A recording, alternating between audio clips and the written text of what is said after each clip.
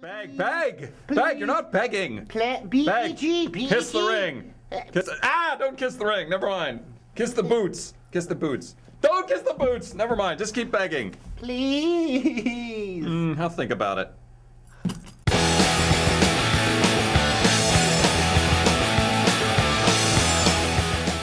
Welcome, ladies and gentlemen, to today's Rowdy.com Big Three alongside the groveling. Well done, Buck Fever. I'm Bass Masters, talking penalties, talking Denny's mea culpa, talking Richard Petty Motorsports, talking NASCAR today. Didn't you get the impression that Buck's done that before? A lot of begging, a lot of groveling. I'm not sure he's good enough at it yet. Speaking of groveling, our little Denny Hamlin is growing up. Yesterday, he had all these mea culpas, all these please forgive me's, all these I'm such a boneheads. Let's listen, shall we? Let's. It was kind of harsh, it was harsh, so it was like, maybe I should just kind of deflected, and I watched Jimmy's press conference and then a lot of other guys before and after me, and they just kind of deflected, but I always kind of say too much at times and get too in depth. That's the biggest thing, is I say too much. Okay, now was this just damage control, or was Denny being sincere? Who cares? I think he's being sincere. He's like, dude, I was a bonehead. I made a lot of trouble for myself. I went and watched the tape on Jimmy. I had to call Kevin Harvick. I lost practice time. I'm an idiot.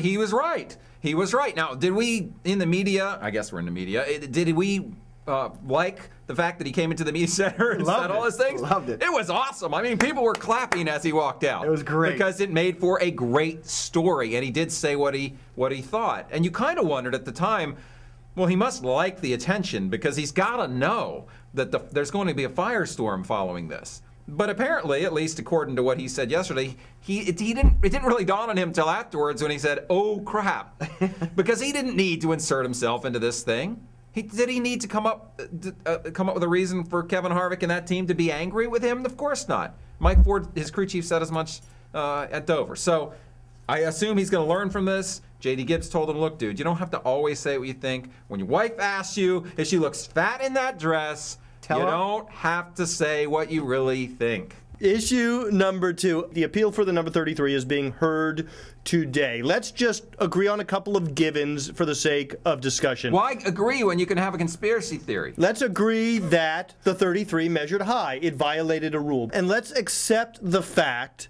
that Childress is not going to be able to present any proof that the tow truck did it. The tow truck definitely did it. All right. Beyond a shadow of a doubt. Let's just agree on those two things. Okay. Now, you're on the appeals board. Yes, I am. No, what do you do?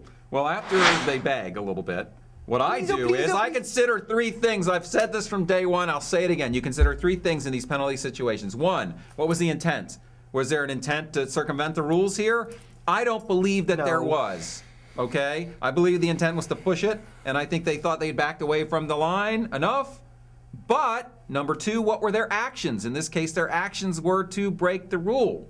Whether you're trying to be out of bounds or not, I try to get my toes in, but they hit the white line, I'm out of bounds. It doesn't matter whether I was trying, okay? So they weren't trying to circumnavigate the rules or circumvent the rules. They did. Number 3, what were the consequences of those actions? I think the consequences in this case, I'm no engineer or physicist, but I think, to me anyway, it probably didn't affect the competition at New Hampshire very much, that violation. And I don't think anyone's really come out and said, boy, they sure were running great thanks to that whatever thing I can't explain was. So I give Childress a pass on intent, and I give him a pass on consequences. But they were outside the box. They did step on the line. I think 150 points is a cheater penalty. I don't think they need a cheater penalty. I think they need a you broke the rules penalty. You made a mistake, you crossed the line penalty, and that to me is 50 points. That's what I'd give them. So if I were on the commission, I'd knock it down to 50 points, and I'd, maybe knock Wilson out for a couple of races, and that'd be it. I guess I have to agree. I mean, I don't think that they ever intended to cheat. I don't think Richard Childress would be that stupid to bring a cheater car when they said, hey, dude, we're taking your car. I'd actually buy that. We're taking your car and we're going to take it apart after the race, whether you win or you come in 43rd. I mean, he's not a dumb man. But just because you didn't try to break the rules doesn't mean you didn't. And it also doesn't mean that Richard Childress was briefed on, every aspect of the car's setup himself. Well, he did take a particular interest in it. I mean, apparently that was one point he made. I think one of the key differences between NASCAR and the appeals commission is that the appeals board can consider intent, whereas NASCAR NASCAR really can't. And I think if they do consider intent, they'll reduce it. All right, let's move on to issue number 3. Richard Petty Motorsports has said, look, yeah, we're open to a third car next season. Of course, right now, they only have 2 drivers. I'm open to a third car. I'm open to 1 car. If you want to pay me the money, I'll see what I can do. And I think that's the situation that they're in. Now, having said that, I still find this team intriguing in terms of potential. You know, there are guys out there you might want to take a look at. Justin Allgaier, yes, comes to mind as a guy who left Penske Racing. Trevor Bayne, who left Michael Waltrip Racing. There's always our buddy J.J. Yaley, who proves he can get a car in the show. So, I mean, I think there's a lot of potential with the team, and if you can get the money for a sponsor. I don't think Trevor Bayne left Michael Waltrip Racing. No, he was released. He got released. I mean, but there's potential at Joe Gibbs Racing as well, as long as, you know, you find a sponsor. I don't think Richard Petty is just saying, hey, look, man, I got extra cars around. I'd love to have a third car.